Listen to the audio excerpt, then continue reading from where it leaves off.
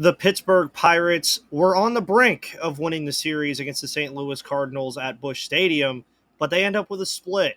There were a lot of things to take away from this series and a lot of things to look forward to ahead. And we'll talk about all of those things here on the Locked On Pirates podcast, brought to you by Ultimate Baseball GM. You are Locked On Pirates, your daily Pittsburgh Pirates podcast. Part of the Locked On Podcast Network, your team every day.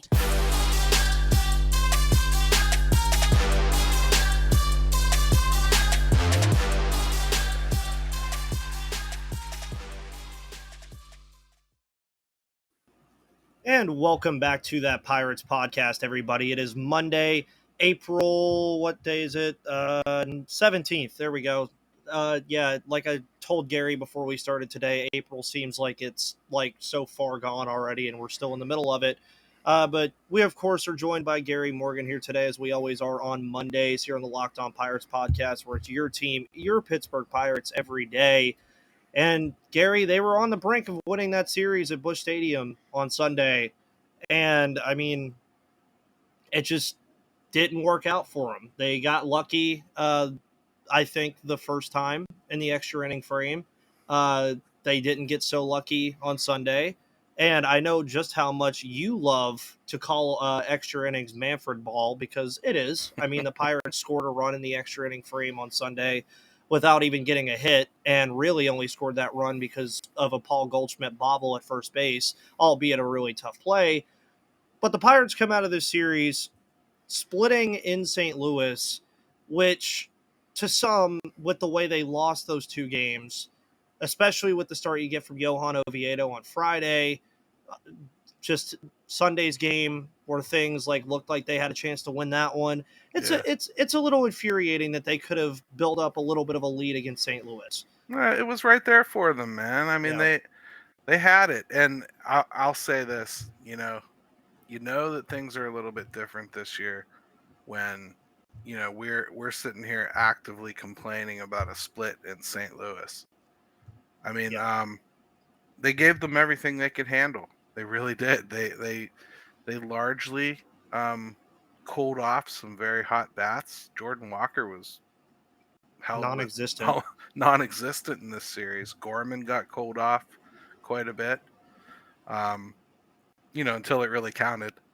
Yeah. And Goldschmidt and Arenado, they did their damage. They did more damage in the field than they did with the bats, if you ask me. Andrew McCutchen probably never wants to see Nolan Arenado again. He single-handedly took at least 4 hits out of Kutch, this week. All in all, well-played series. These two teams are a lot closer than it seems. Mm-hmm. If I'm the Cardinals, I didn't come out of that series trusting my starting pitching all that much more. No. I didn't come out of it trusting my bullpen all that much more. So I don't think that either team should feel comfortable about where they are. But hey, it's tax day, Ethan, and the bill always comes due, man. And when you have to go to Will Crow in the bottom of the 10th inning with a runner at second to start playing Manfred ball, the bill's going to come due more often than not. Yeah, and I mean, there was the question for me of maybe throwing David Bednar out there for another inning, but I also do keep in mind that David Bednar is the standalone closer of this team, and he's going to be needed in future endeavors, and you don't want to throw his arm off this early in the year. These are the kind of things that happen, especially with something like this. Like you said, it was due. They were tight-roping through a lot of this series. They really did. I mean, the Saturday win was great. But let's also be honest here. That Andrew McCutchen home run should have never happened in the first place. That ball that was called a strike was not even close to a strike. Not even close. You're right. You are right. But that ump was awful all game. Yes, he was. I mean, so if you want to go back and do revisionist history for what should have and shouldn't have happened, there's a lot. I mean, I could argue that situation never comes up to begin with. Yeah. So, I mean, I hate doing that. The ump scorecards are funny. I think most of the time. The Twitter scorecards ones. Yeah, and I do look at them just because every once in a while you're watching a game and you're like, this ump was so bad, and you just want some kind of verification. Yeah. I don't even care which side it favored. Just show me that I'm right. They were that bad. This dude was that bad. I think he had like plus like 91% correctness or something Yeah. for the Cardinals, and I think it was like 92 for the Pirates. Crazy bad. Yeah, and I mean that scenario obviously was like the amplified one of all this, but there were plenty of other things in this series too that were an issue with the umpires and stuff like that. But we're not going to sit here and complain about that the whole time. Now I'm surprised that Gary's not more mad today, because if the Pirates would have won this game, you would have finally put a pick on the board because you did predict 4-3. If they would have won today, it would have been 4-3. I got knocked out of it yesterday after they, or actually on Friday when they lost. So that kind of hurt that number. I don't know if anybody's going to put a point up on the board this year. It's getting to that point. But We may have to change the rules if it gets yeah, to like that. who If gets it gets to yeah. mid-season and we ain't got no points yet. What is it? The Price is Right, where if you're a little bit over the price, or is it under the price? I can't remember if it's under or over the price. I'm 24 years old, guys. I didn't watch The Price is Right when I was growing up. But one of the big things that I think we could take away from this series, and it'll kind of just be like a quick thing first and then an ad break, and then we'll get more into it. The starting pitching so far has just been phenomenal. I don't care what anybody wants to say about Vince Velasquez. I don't care what you want to say about Rich Hill. I don't care what you want to say about Roansy Contreras after his one bad start that he had in Houston. These starting pitchers have been giving the Pirates a chance to win every single game for a week. All 7 of these games, your starters went out there and viably gave you an option to win that game. And I think that's what made the Friday loss so infuriating, was that Johan Oviedo just you take out that first inning he had against the Boston Red Sox, he's arguably one of the best pitchers in baseball statistically right now in terms of ERA and whiffs and a bunch of other things that you could get into. Yeah. But that's also going on the other side of the coin, that I've been saying that this team has multiple ways to win baseball games. They can win baseball games when their starter goes out there and pitches like Oviedo did on Friday, or like the starters have been pitching. There have been moments where the offense has kind of exploded a little bit throughout this year. There's been moments where the starter struggles, or moments, again, like we saw on Friday, where the starter struggle or plays well and they still lose. So this team has a lot of ways they can win games and a lot of ways they can still lose them. And a lot of that is really up to injuries. And I'm going to let Gary speak a little bit about the starting pitching here in a moment, as well as something that you may have noticed in the game on Sunday that could possibly change some things in the middle infield. That now that you pointed it out to me, I also did notice that it happened, and let's hope that it's not anything crazy. But today's episode, as mentioned earlier, is brought to you by Ultimate Baseball GM. With all the injuries the Pirates have right now, how would you handle it? Well, if you wanted to do that, Pro Baseball GM is the coolest game I've played in a long time, because I've always thought I could be a great Major League GM. As it turns out, it's not all that easy. If you've had the same thought and have fantasized about managing your own franchise, go and download the Pro Baseball GM app immediately. The game allows you to manage every strategic aspect of a franchise, playing through seasons and leading your franchise and fans to glory as you build a historic dynasty. In the simulation, you're responsible for hiring the right coaches and staff, managing team finances, scouting and drafting players, managing difficult personalities and injuries, and navigating your franchise through free agency and all the ups and downs of a season. I'm always here to tell you, don't do free agency on this app if you're going to do it and want to last for a long time, because if you do, signing bonuses are doubled based off of whatever you sign for every single player. So free agency will kill your budget pretty quickly.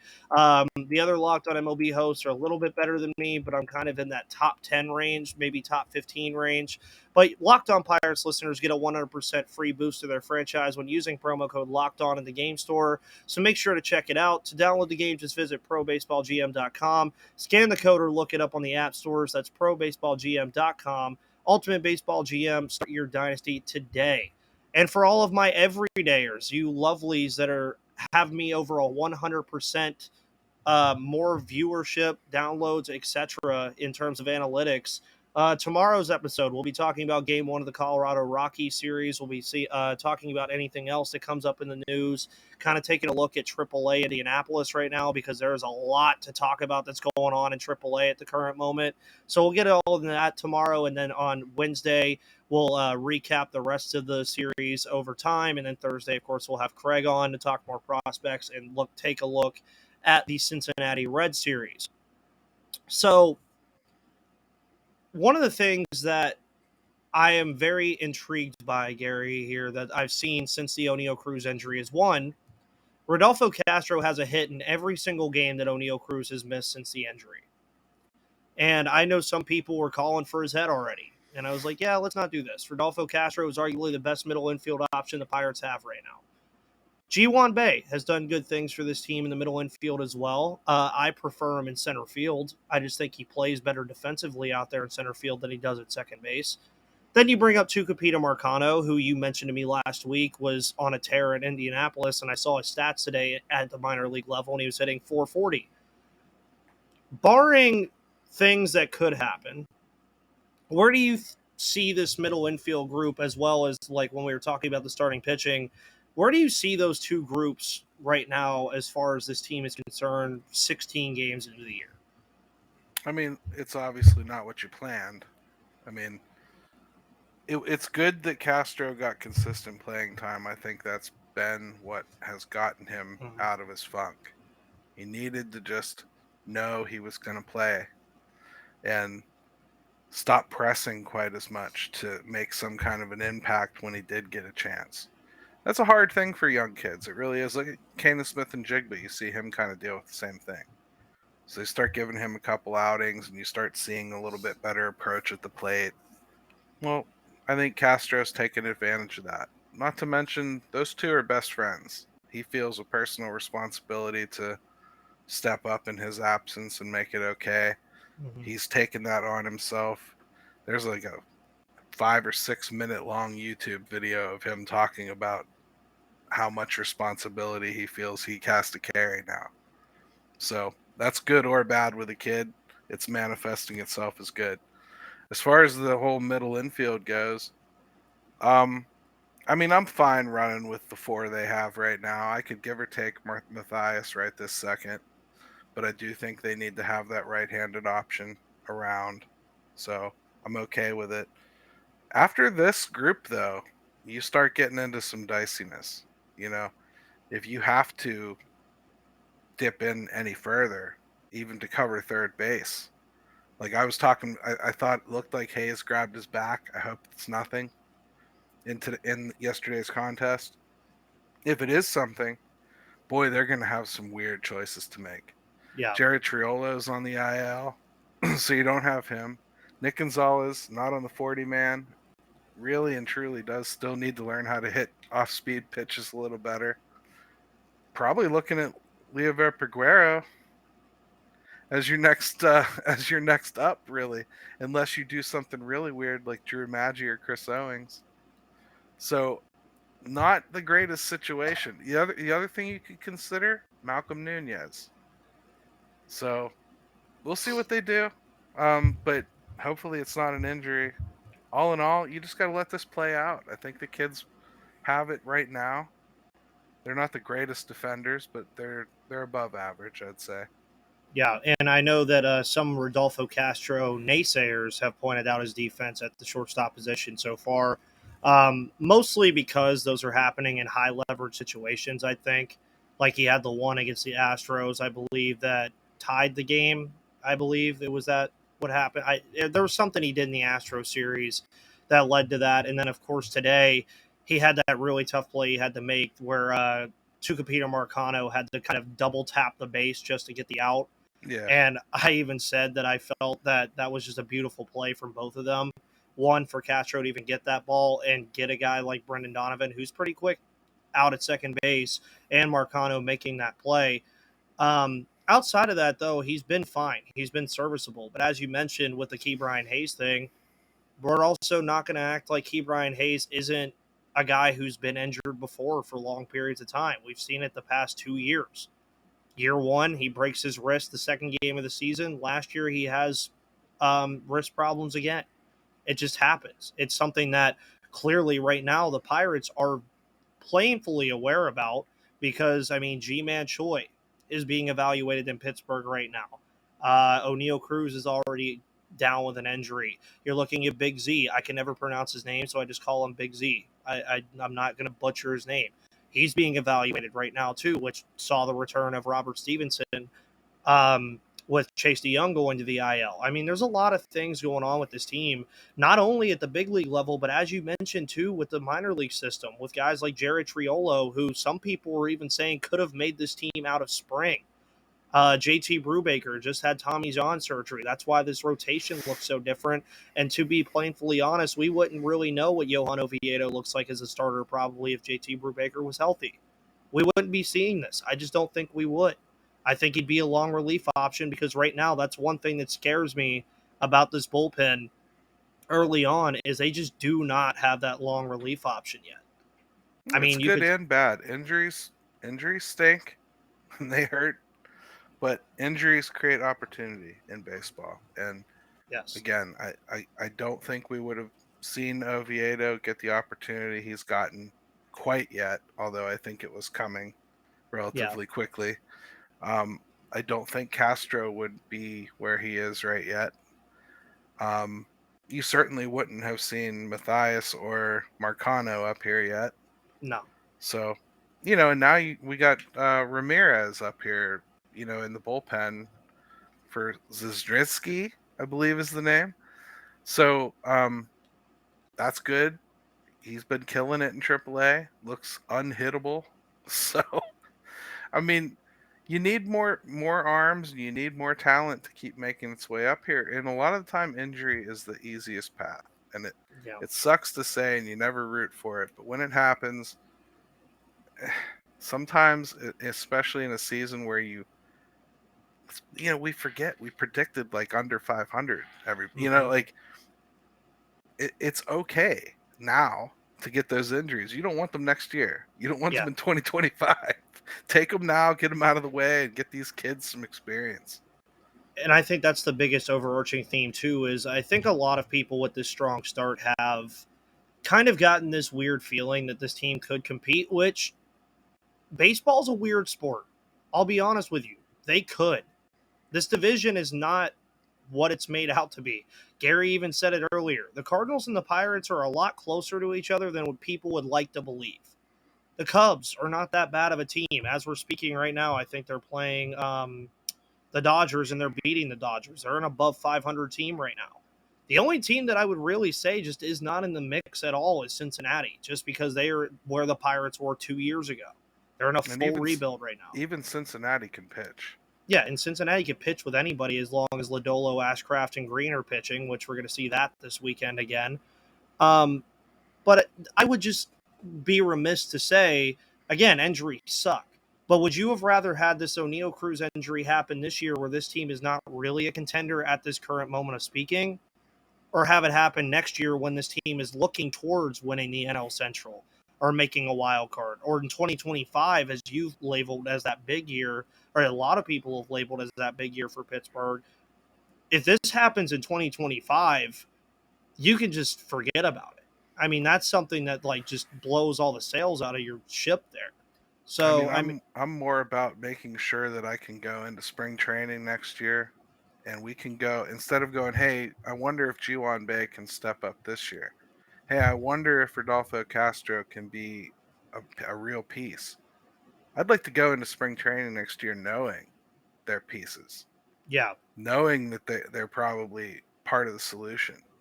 Maybe that's a couple fewer free agents they have to go out and get, like veteran free agents, because they know their pieces.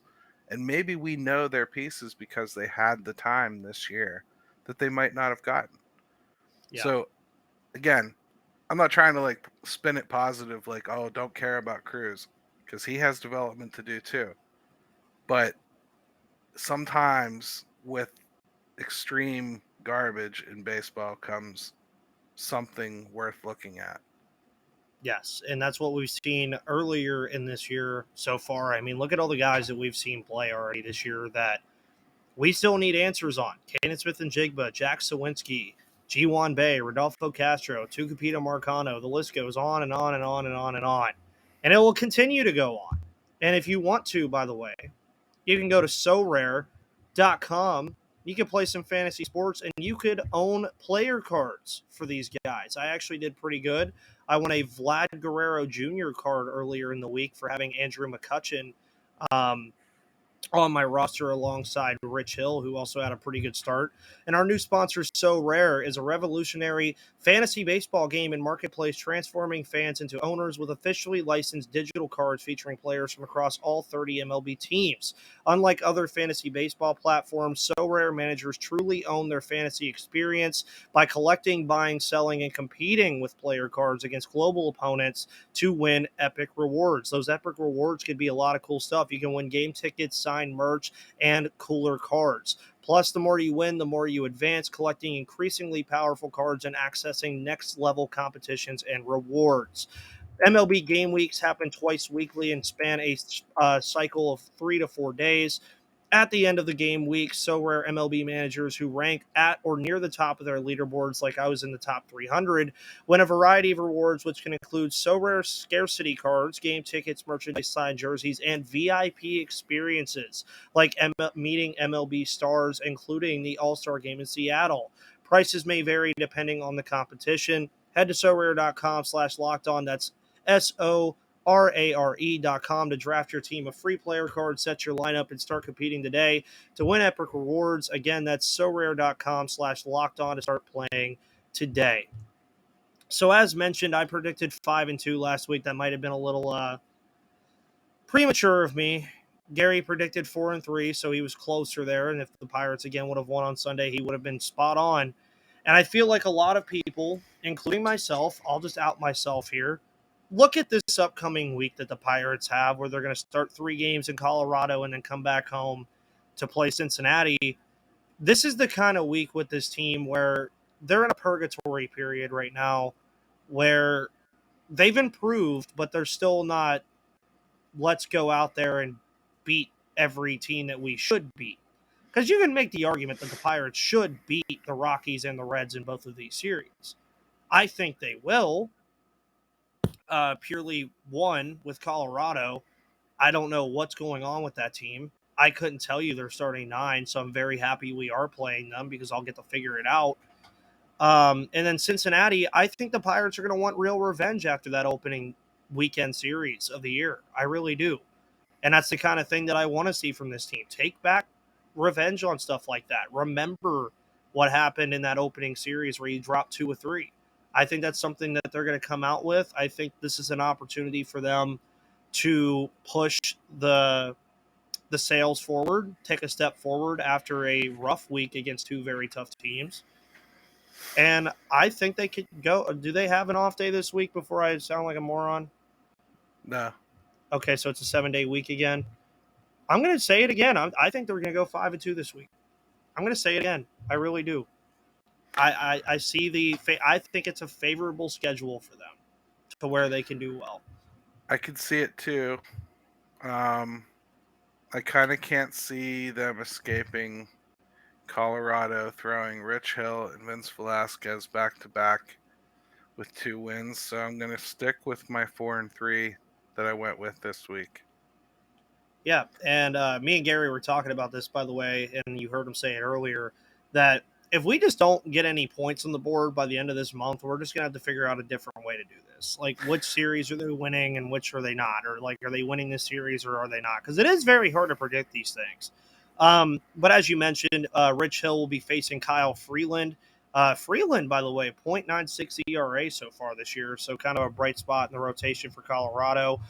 Vince Velasquez will be facing Jose Urena, who I'm going to be honest with you, I didn't even know he was still in the major leagues at this point. I know I'm probably sounding very ignorant, so if there's Colorado fans right now, I don't pay attention to all 30 teams with an eagle eye to see what's going on. And then Johan Oviedo will face Austin Gomber. on Wednesday. Moving to Thursday, it says to be determined for Pittsburgh. I would assume that you're going to probably get Contreras in that spot, I would assume, and kind of keep things the same. But you never really know on how they want to do it. But yeah, for this series with Cincinnati, Graham Ashcraft is who they'll see first. And then it appears that they will see Luis Sessa, Hunter Green, and Nick Lodolo to round out the week. And I'll leave the show with this. It's a little bit shorter today because, I mean, just not a lot to really say about this Cardinal series overall. Excuse me. With all the injuries that the Pirates are dealing with, on top of this, by the way, I don't know what was in the baseball in St. Louis this weekend, but I'm just happy Carlos Santana got out of this weekend healthy. I mean, he was taking everything over there at first base the whole weekend. But you look at the injuries of this team that they have early in the year, and the fact that they are currently sitting at 9-7, that should give you a lot of promise moving forward with this team. Now, as Gary has said, I predicted 74 and 88. You predicted, I believe, 75 and 87. You went 74. One game. Oh, you predicted 74 yeah. as well. Again, as we've said on the show today, it's nice to see this team above 500 right now. But I'm also here to tell you these injuries, with where they're at, it's great that they're managing right now and went 3-4 this week without O'Neal Cruz and G-Man Choi and some of these other guys that are out. Is it sustainable? I really think so.